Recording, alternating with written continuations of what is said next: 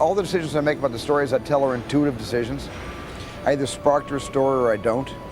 And in this case, when Stanley first told me about AI and let me read The Treatment in 1984, I immediately said to Stanley, this is the best story you've ever had to tell. And I felt that in 1984. I wish he had lived to tell this story.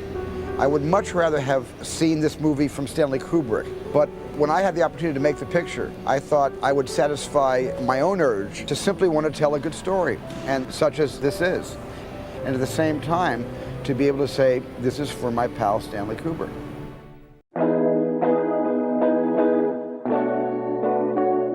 Three Films and a Podcast has no claim of ownership on any film footage used in this episode. All film footage is owned in its entirety by the copyright holders and is used solely with the intent of film criticism, commentary, and education under fair use law. And just like every car in Too Fast, Too Furious, this podcast contains spoilers. Enjoy.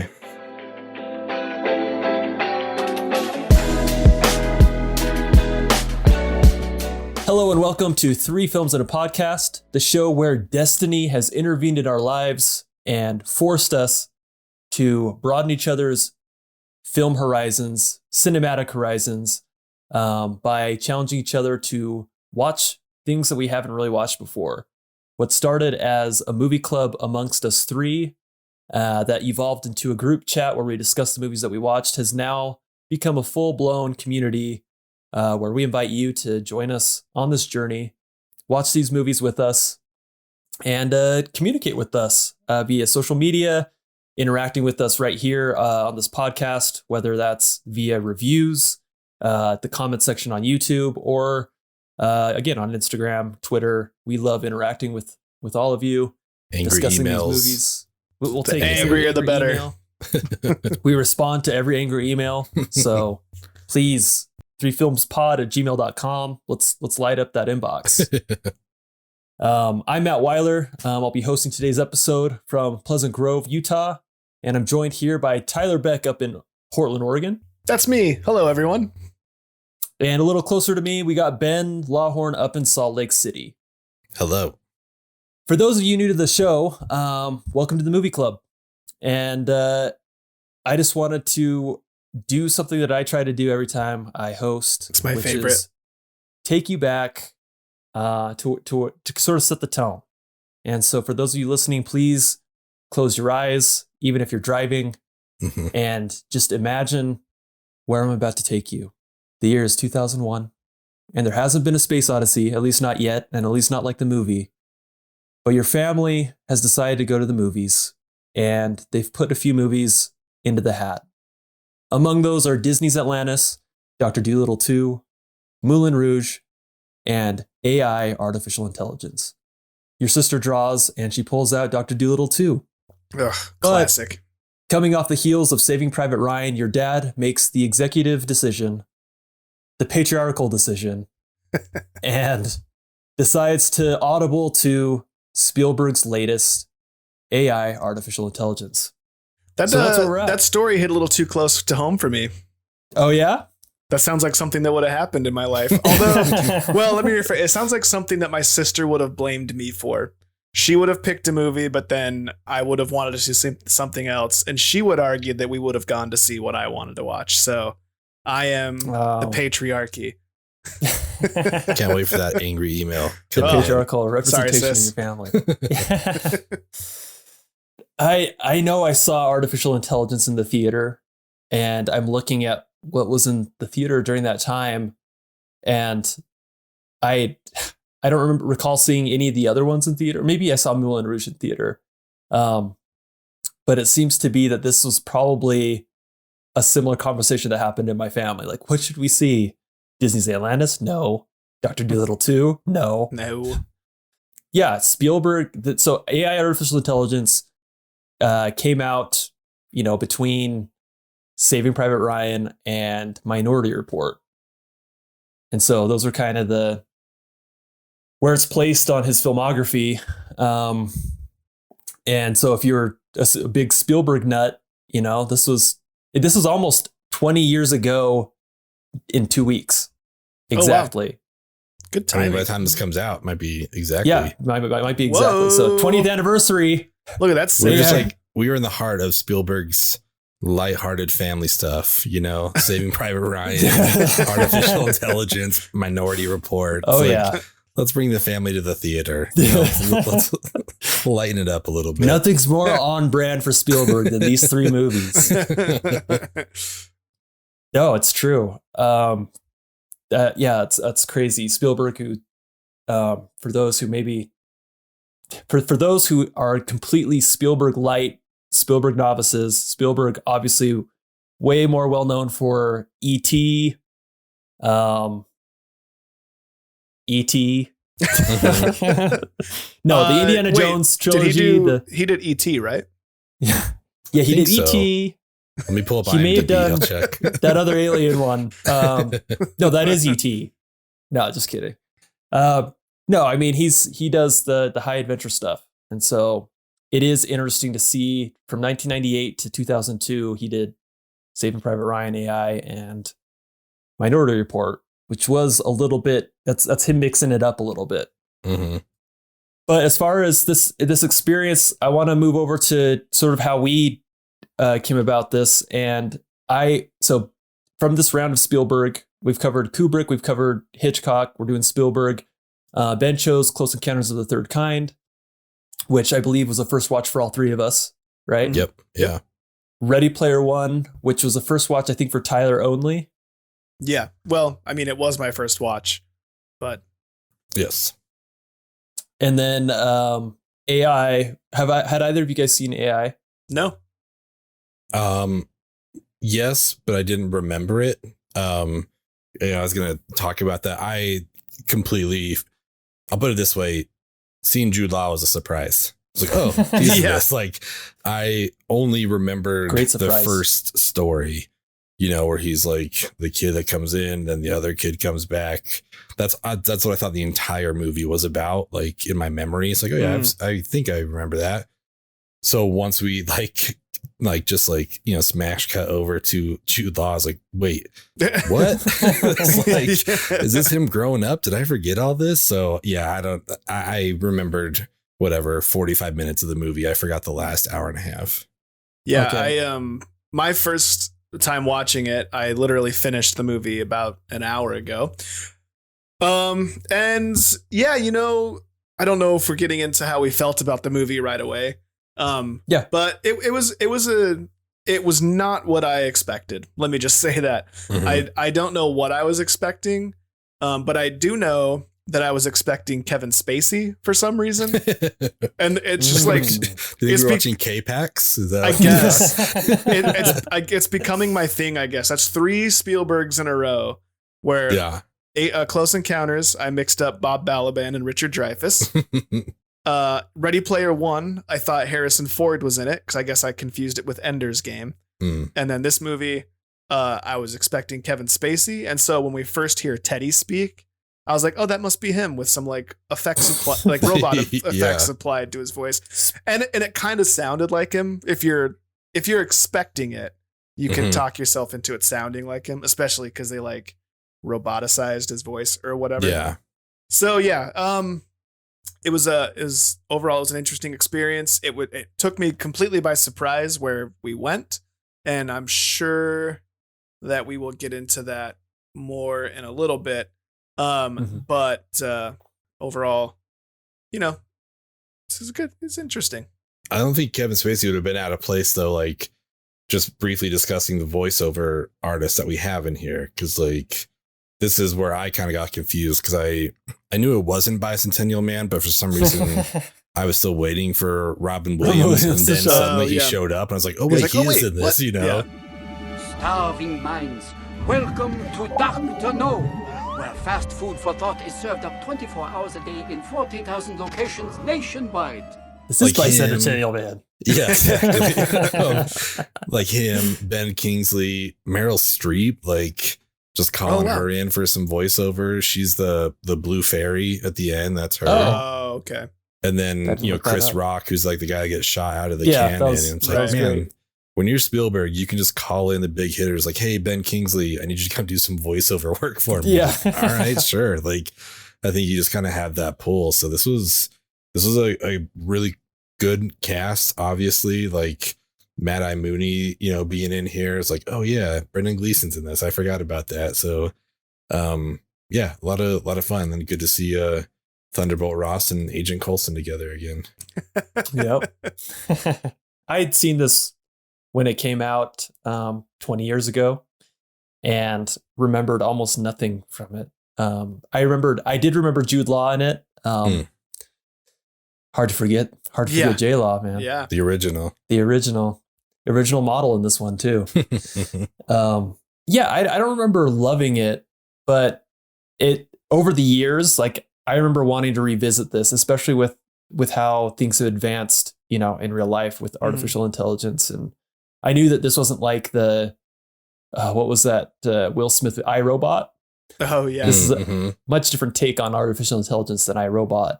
And so I just wanted to see, you know, what was up with this one. So that's why I chose it for this round.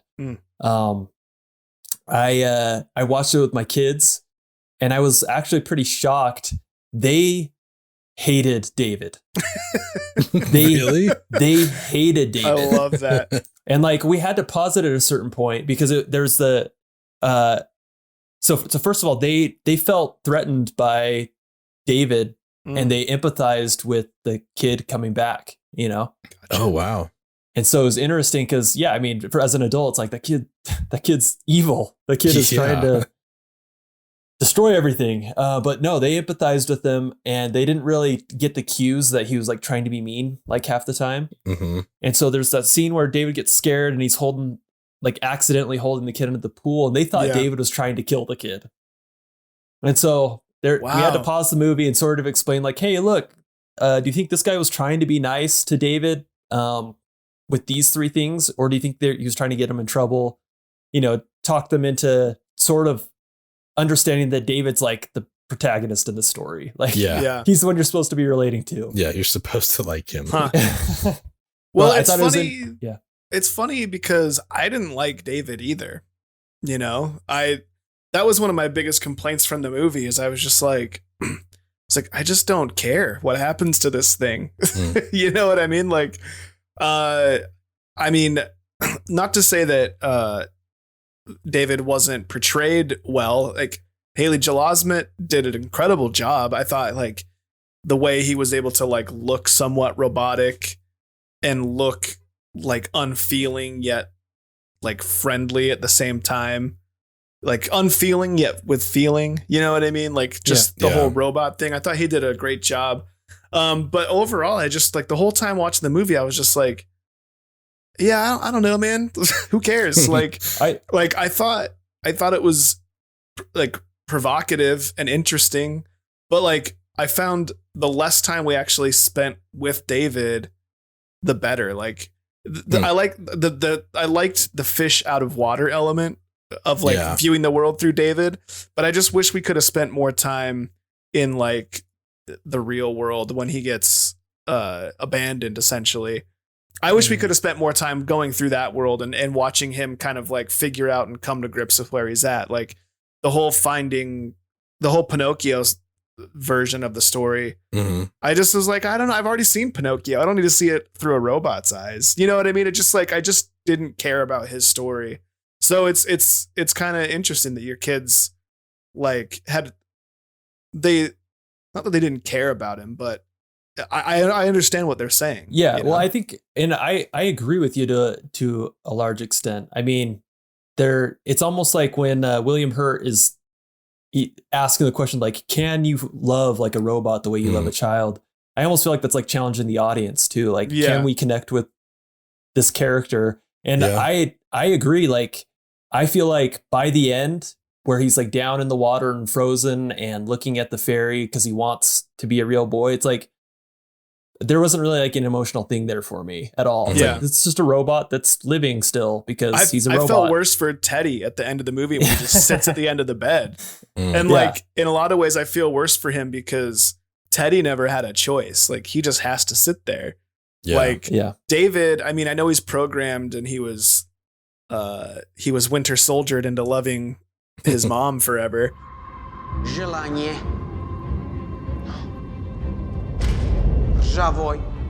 Stop. Zinazit. Cyrus. Socrates. Particle. But like, he had some degree of agency. You know what I mean? At least somewhat. So it was just like, yeah, he made the decision to go down there. Yeah, that for me was like, I think like the one time I felt for David was when they're trapped by the carousel, and he's like, please that was make me a real tough. boy. Please make me That a real was tough, boy. It's like, for sure. oh man, because he has such blinders on. That's all he wants. Mhm. And yeah, he's just gonna sit there until his power drains, and that's it. But yeah, it's definitely felt like two different stories to me. Like once we get to the flesh fair, like meeting Jude Law and stuff, it's like, oh, okay, here's the second part of this story, because that first half I think is an interesting story in itself. It's kind of like the Macaulay Culkin, Elijah Wood, like the good son. Like you could have done a whole movie just about that, or this kid just trying to like destroy the robot. And I felt for the brother too, like coming back, and it's like, oh, you guys already replaced me? Yeah, like what the fuck? I know we've already mentioned Marvel twice, but it's kind of the end game thing of like when people come back and it's like, what? Like you've moved on already? Like I wasn't gone that long. It's like, well, it's been 5 years for us. So you took down 10 Japanese syndicates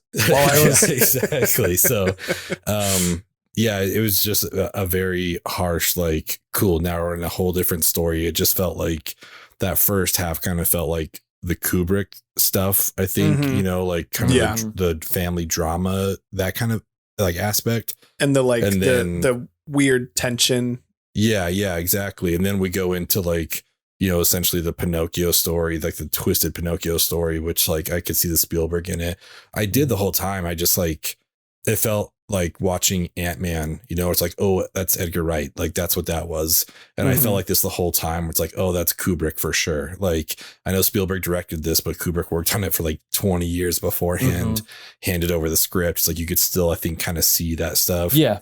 I wonder how much more nuts it would have been if it had just been Kubrick. Like according to Spielberg added all the really dark stuff, which kind of blows my mind. But yeah, I don't know. It was hard not to see those touches in there. And it was just like a real interesting, I guess the closest thing we have to kind of like a collaboration on a project. Yeah.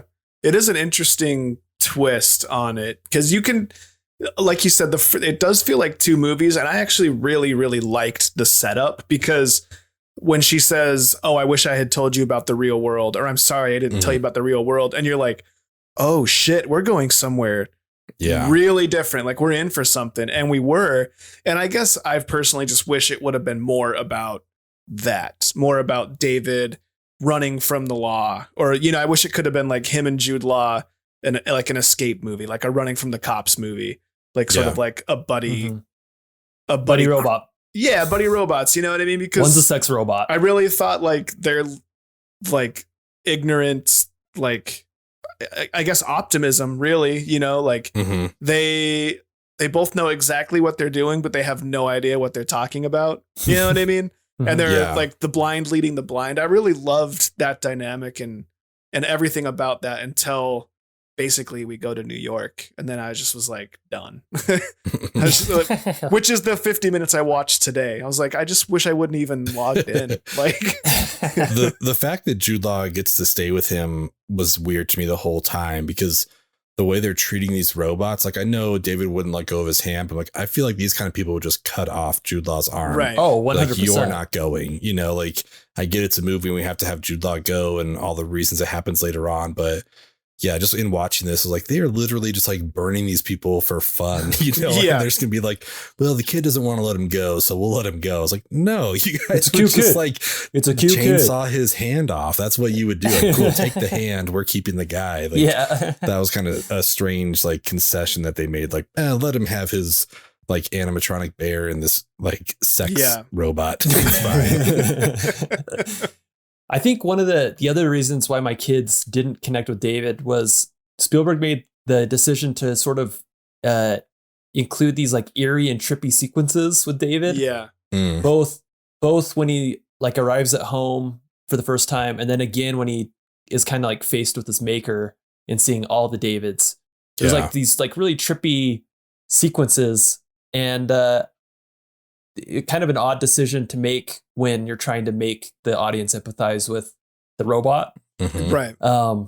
Because that kind of just like brings you back out. It's like whatever emotional attachment you built up to this point, well, let's reset that because remember he's a robot. Yeah. Yeah, exactly. I do feel like as a Pinocchio story, it's interesting that we can sort of connect with Pinocchio, who's like not a real person and who's obviously a cartoon if we're going off of the Disney iteration. But we have a harder time connecting to like someone who looks real, but Mhm. we're being told is a robot. Yeah, and I wonder if it's just because, you know, like, I know not every kid is cut from the same cloth. Like, you know, we're all individuals, but like, none of your kids act like David, I would assume, right, Matt? Like, they don't all whisper all the time, and like, you know what I mean? And I know They never that whisper. he was right. Like, we can hear them, playing in the background when we record a lot of times because they're kids, and like, kids just have more animation to them than this robot did. And like, I know that the point of this thing was to just straight up just love his mom and to just sit there pining after, like fawning at her and like glowing eyes staring at his mom. But it's just like it's just weird. You know what I mean? It's like, I know he's a robot, so it should be weird to like connect with the robot, but Pinocchio had like character and personality and he was charming. David was just like this weird little kid that he whispered the whole time. You know what I mean? It's just, That's a real interesting point because it's like, it feels like, I'm sure there are other examples, but this is a movie where the protagonist isn't meant to have an experience. Mm-hmm. Like the protagonist was made for the parents. Mhm. It's like, cool, we made this child robot for you, to like help console you, whatever. So this is what this kid is for. Like this kid isn't supposed to like go play and have fun. It's like, no, this, like, can you love a child? Like if you lose a child, we want to help you with that. So we have a protagonist who like is essentially like created for someone else, but now we're like experiencing life through their eyes. And so I think, yeah, maybe that's why. I mean, also he was the prototype, maybe, down the road, be like, oh, let's let them have a little more curiosity or animation. Like you said, like let them yell. Like, I mean, that's that laugh that he gives at like the table or whatever. It's like so jarring. it's like, what the fuck?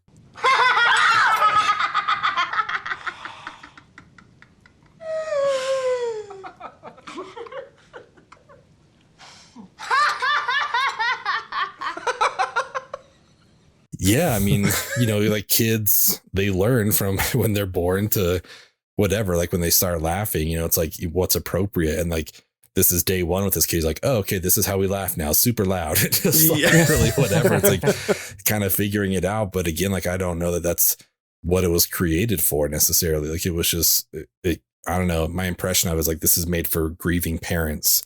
This isn't made, like, we're not making robots to let them experience life. We're making them for us.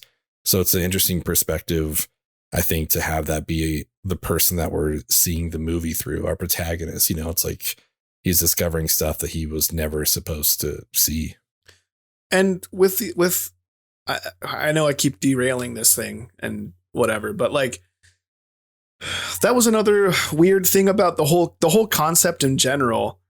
Like these are supposed to be like really intelligent people that are creating these robots. Like the level of engineering that has to go into something like that is pretty incredible. And granted, I guess in this movie's world, it could be that technology is to a point where like average people can have access to it and create wonderful things with it. Mm-hmm. But like part of the magic of children is the fact that it is fleeting and that it's short-lived. Mm-hmm. Like Matt, as a father, like I'm sure one of the things you think about the most is how fast your kids are growing up. Like I hear it from people all the time, but that's also what makes it so special. And this and David has none of that. And so like, I just wish we could have seen, we could have seen like 20 years down the road or 10 years down the road when the parents are 10 years older, but David's still 10 years old. Like, does it like, it's gotta get old. And like, there's no, it's just, it's, why didn't they think of that? I mean, he You know brings what it I mean? up, he's like, are you going to die? And Right. so he's like, oh no, I'll be around for like 50 years. Then he asks Teddy, like, is 50 years a long time? It's like, well, no, you don't know this yet, but you're going to be in this like little aquatic helicopter for 2000 years. So 50's nothing. Yeah. So that's an interesting It's just so short-sighted because That's like, well, it's kind of the perfect Spielberg thing too, right? Like intentionally dodging something like that. Like we're not going to address that because like we'll address it in a conversation, but we're not going to show you what that would look like because, for this story and for this, these parents, this child's going to be it. I guess I just couldn't buy in from the beginning, Yeah. Yeah. And like, I think like that doesn't get addressed and then gets covered up or like brushed under the rug when the son comes back. It's like, oh, okay, cool. So now it doesn't matter if David's going to stay the same age forever because they got their son back. So they'll be able to like grow together. And like, does he just turn into their butler eventually? Like, yeah, exactly. The little 10-year-old butler, like it's just weird. Like, go make me a Manhattan, David. The whole point was that they were trying to make something that a person could love. But by the nature of the device they've created, they're going to get sick of it. They just are. Like we as humans get sick of the things that are routine to us, right? Like we buy new cars every 5 years, even though they work just fine, just because we want new ones. I do it. I just did it. You know what I mean? And it's just like, there's no way they don't get sick of David, and he just turns into like the little errand boy. They teach him to drive, and he goes and gets the milk. I think the short sight, and you can relate to this, Tyler, as a developer, is probably not having a reverse imprint protocol. Yeah, it seems strange. Yeah, it seems strange. You can imprint, but it cannot be undone. Yeah, it's like, why did you release this then? Yeah, right. This isn't ready for public. Yeah, it's like the click wheel iPod. It's like, it's cool to have, but you're not using it anymore. Like we've developed so much more now. But does he just sit in the closet and they pretend he's hide and seek for the rest of his eternity? Like, I don't know. We've really beat up on David, but I mean, it really is. Matt, you put in the doc, like you asked, why should someone watch this thing and how would you explain it to someone? And I would just explain it with sort of like what we've been talking about. And it is a cool cautionary tale about the pitfalls of artificial intelligence and the fool's errand in trying to capture the essence of what it means to be human and to love. And it is thought provoking, and it is, what's the other word that starts with the P? Provocative. It's the same word. Provocative. It is provocative, and it is interesting. He is very provocative. Jude Law's great, and the visual effects are actually like pretty outstanding, and they held up incredibly well, in my opinion. But yeah, it's just, I don't know. I just think, despite all that, in my opinion, it just missed the mark. So, like I said, we're all different. So, you're listening to this, maybe you haven't seen the movie. We've just ruined a lot of it for you, but I would recommend it. It's sci-fi Pinocchio. I think it's the easiest way to describe it. Yeah.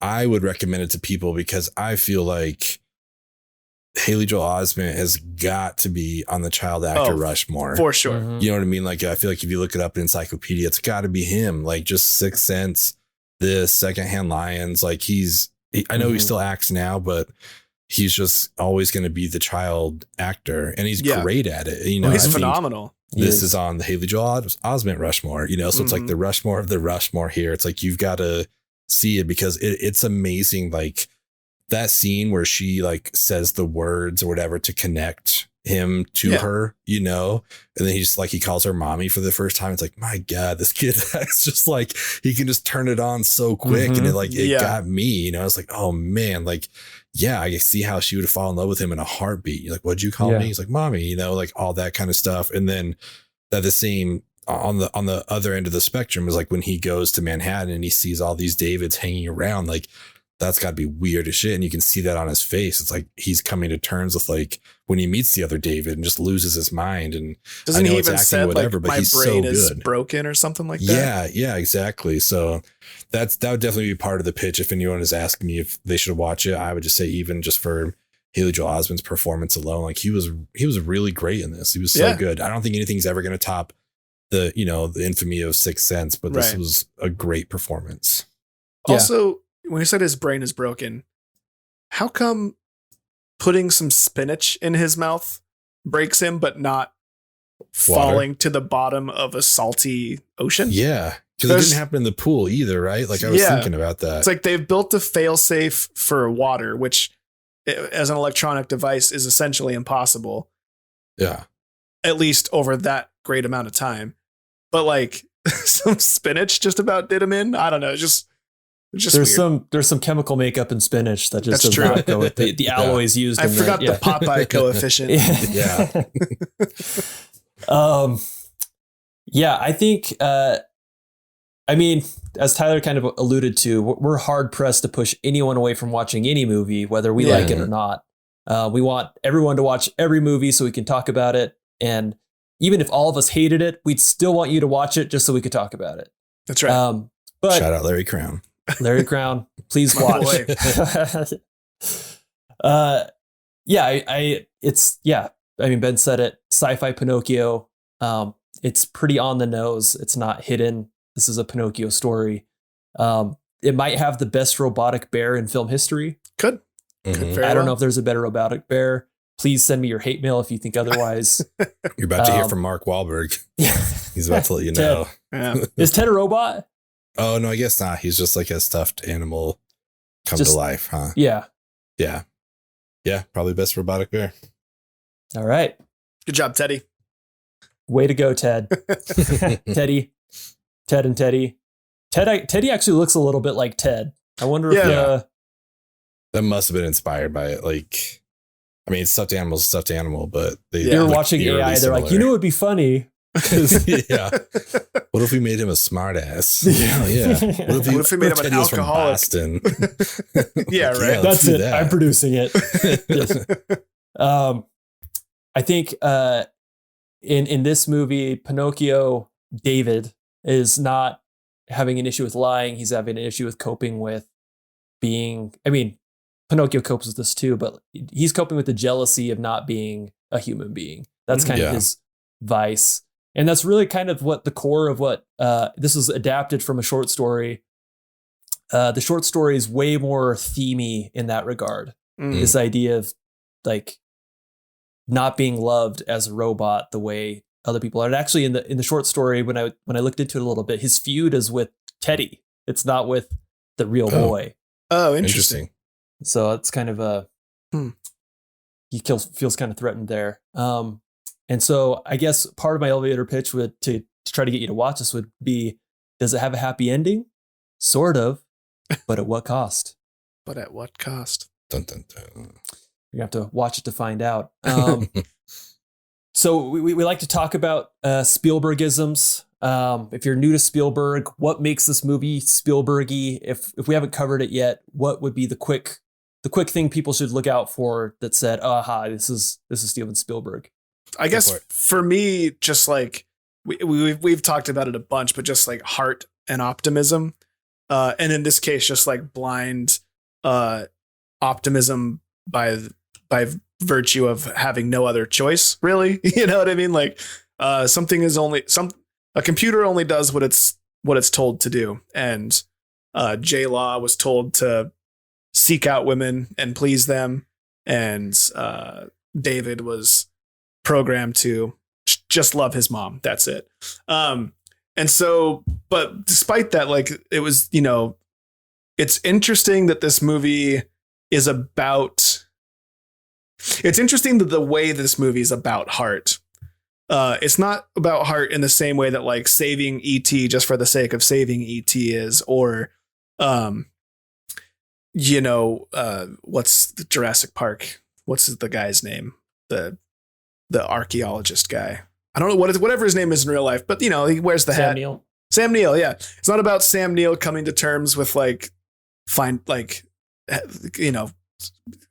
creating affection for these kids. It's not about, any of these other like Spielbergy things, like Saving Private Ryan, just making their way through, the horrors of war to go save one guy. It's not about any of that. It's about how those things are intangible and are like recognizable but not quantifiable. And so it is interesting the way that it's about heart, but I would say that's what like this whole thing is about, really.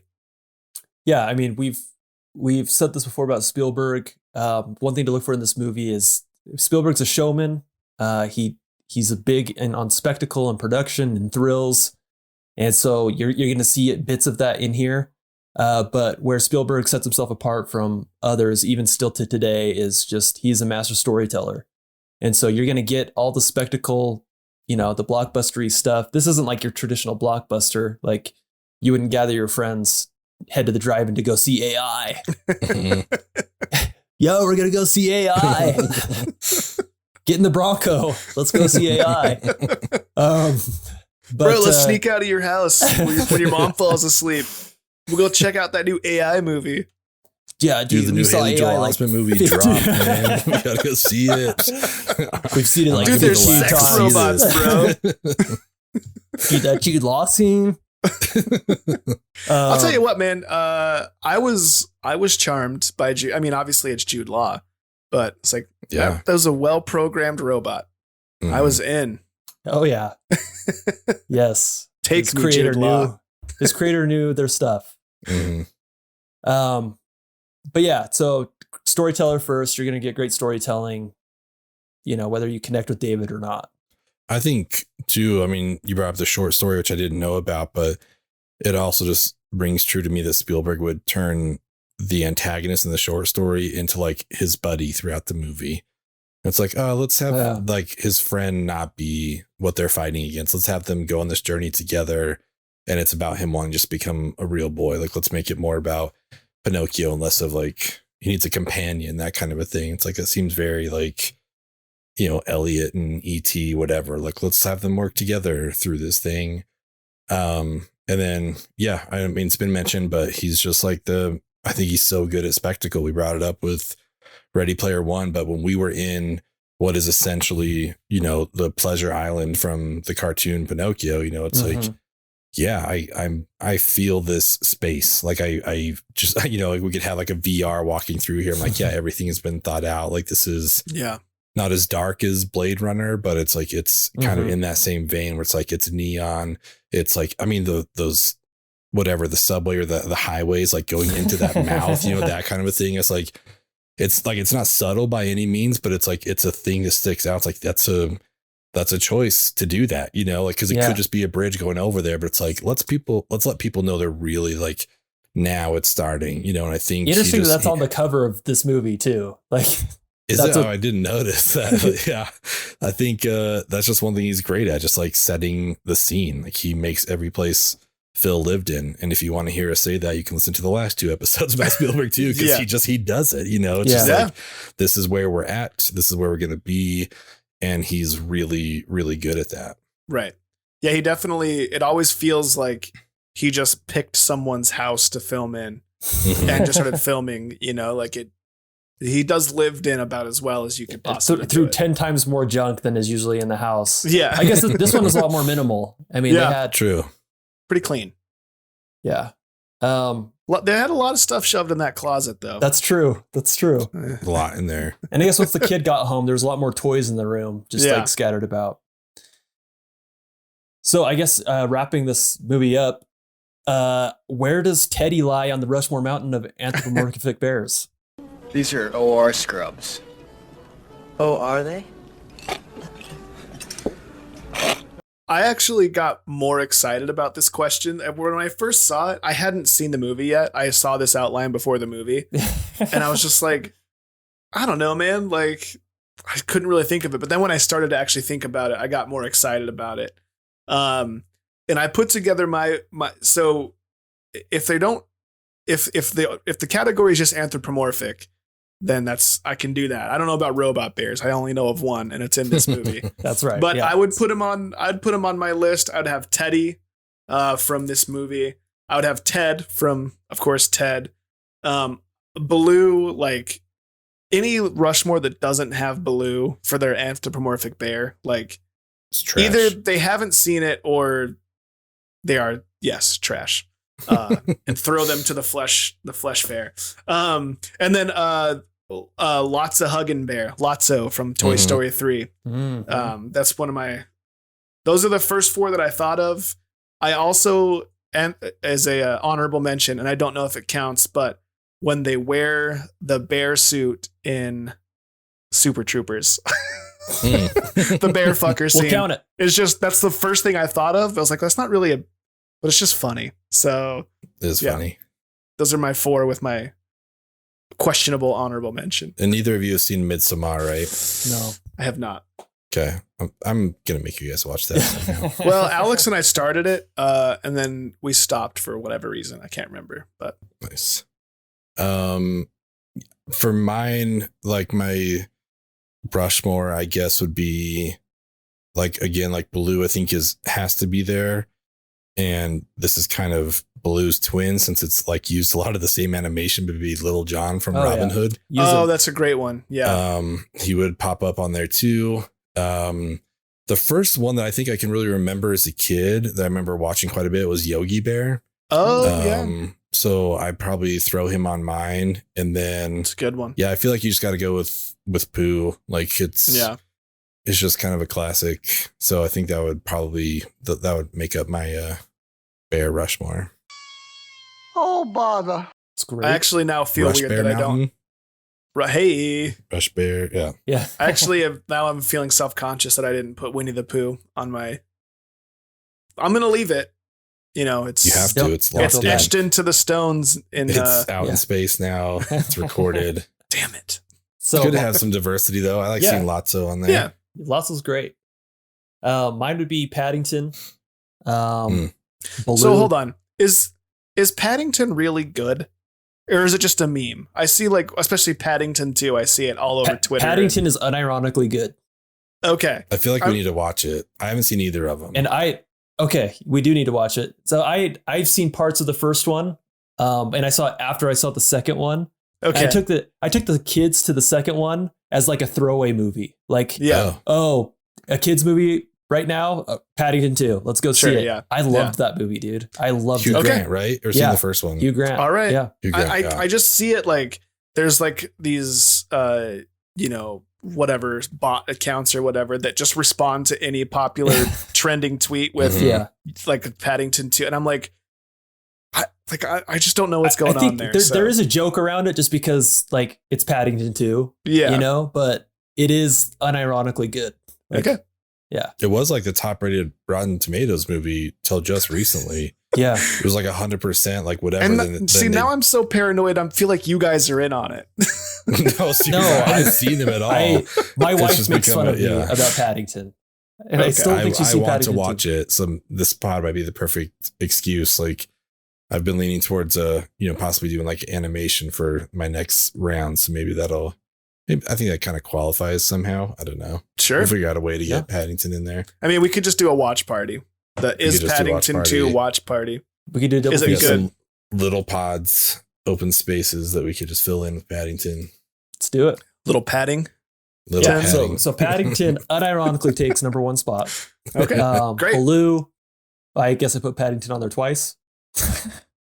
Just really hitting home. Teddy from this movie. Wait, what did I do on this? I put Baloo I think twice. you put your Rushmore at the end. You put okay. Paddington Blue at the beginning, but then you put your 4 at the end. Okay. I'm an idiot. Can't read. Paddington, Teddy, Baloo. Don't and talk Pooh. about my friend Matt that way. You're not Sorry. an idiot. My arch nemesis, Matt. No, that was last episode. Oh, that's We're right. friends cool now. Everything's fine. My honorable mention would be the townsperson bears from Babes in Toyland. Oh, that's so good. Oh, I'm so mad. I didn't Oh, think of man. that. That's That'd great. be really good. Ooh, yeah. The one thing that kind of came up that we haven't talked about, I know we're wrapping it up here, but I was curious if this is one of the last movies to show the Twin Towers before 9/11. I had the same because thought. this came out, I think, in like June of 2001. Mhm. And so like 3 months later, 9/11 happened. They left it in there. Yeah. And it just got me thinking about it. Like, I wonder what, because like Spider-Man, like 2 or Spider-Man, they took them out, Right. before the 2002 release. like I pulled up a list and there's a lot of, things that removed them and whatever, but I was kind of curious if this was like the last release that left them in. And it looks like it's one of them for sure. It is interesting the way that they show them too, because they are toppled and they fly an aircraft through the rubble. Mm-hmm. I thought the same thing. I was like, oh shit, that's like, it's shocking to see that. And there's no way that gets made now. There's no way that scene happens now.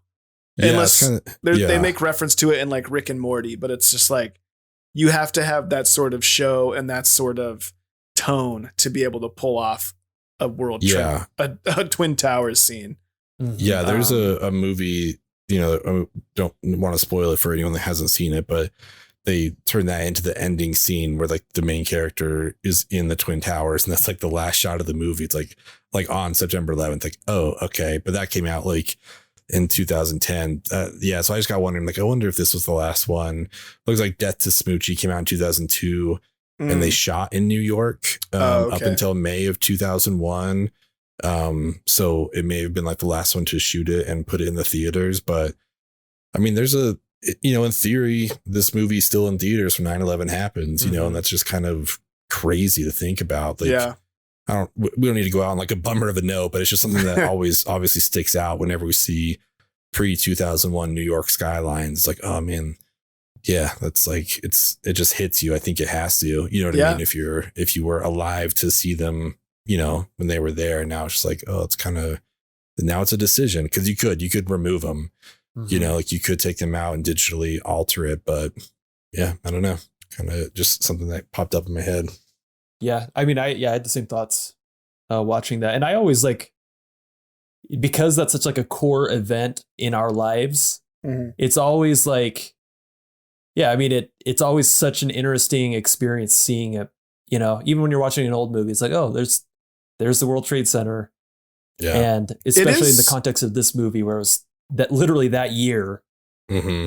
It is interesting to think about the erasure of the Twin Towers, I know obviously movies that were filmed before 2011, that we're not going back and taking them out, but it is an interesting thing to think about.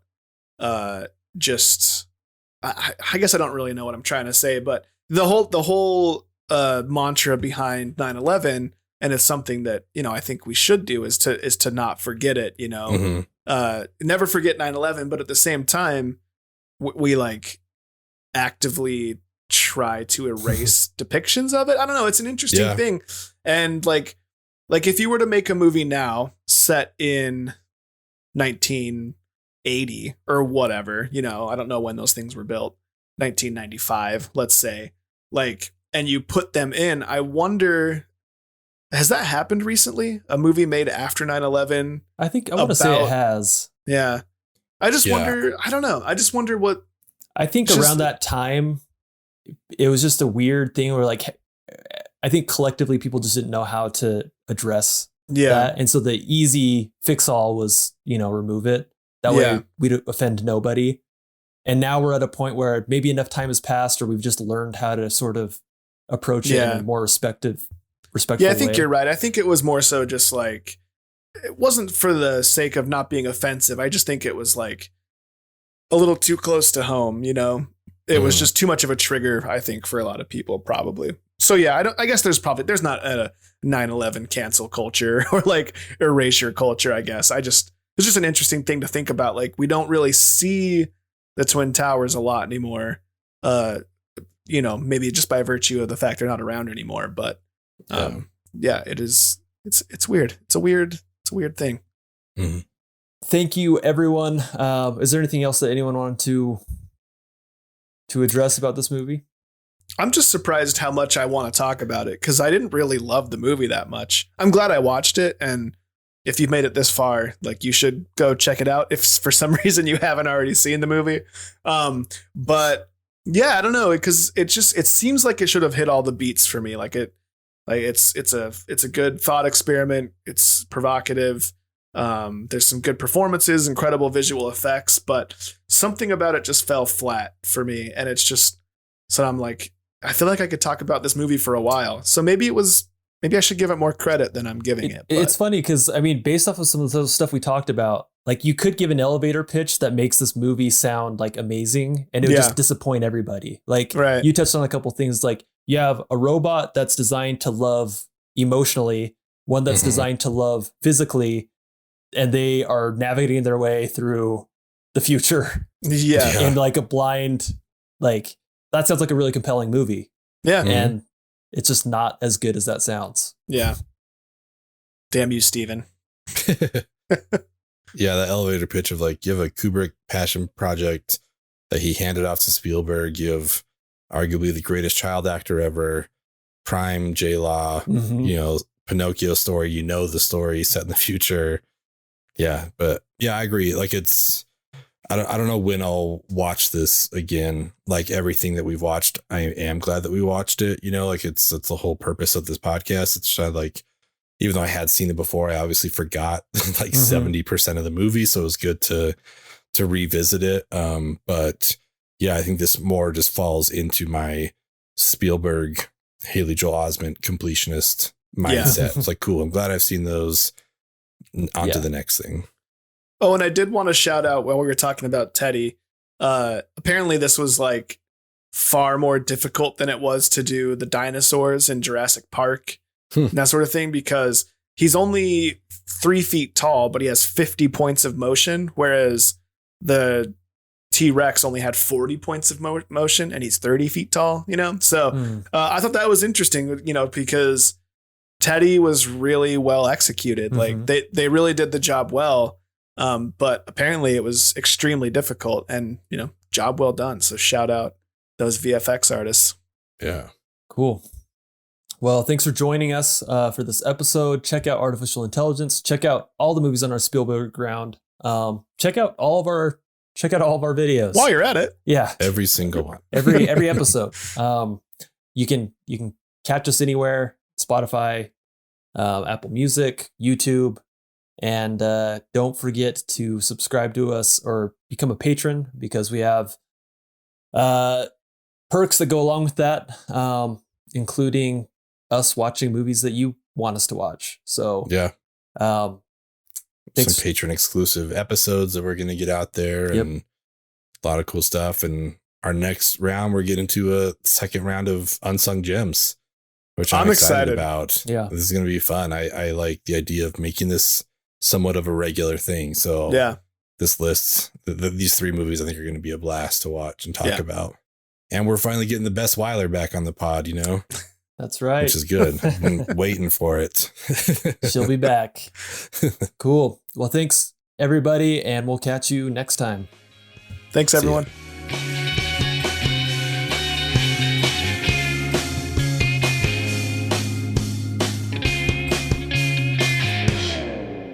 How's work? Sucks. Yeah. You? Yeah, you know, not bad, actually. I met a girl. She's a cashier. No way, that's awesome. Yeah. Well, we should fucking double date or something. You, me, and Laurie, and what's her name? White trash name. Guess. Mandy. Nope. Marilyn. Nope. Brittany. Nope. Tiffany. Nope. Candace. Nope. Don't fuck with me on this. I know this shit. Do you see me fucking with you? I'm not. All right, speed round. I'm going to rattle off some names, and when I hit it, fucking buzz it, okay? I will tell you. You got me? Yeah. All right, Brandy, Heather, Channing, Brianna, Amber, Sabrina, Melody, Dakota, Sierra, Bambi, Crystal, Samantha, Autumn, Ruby, Taylor, Tara, Tammy, Lauren, Charlene, Chantel, Courtney, Misty, Jenny, Krista, Mindy, Noelle, Shelby, Trina, Reba, Cassandra, Nikki, Kelsey, Shauna, Jolene, Erling, Claudine, Savannah, Casey, Dolly, Kendra, Kylie, Chloe, Devin, Emily, fucking Becky? Nope. Wait, was it any one of those names with a Lynn after it? Yes. Oh, I got you, motherfucker. I got you. Okay. Brandy Lynn, Heather Lynn, Tammy Lynn. Fuck!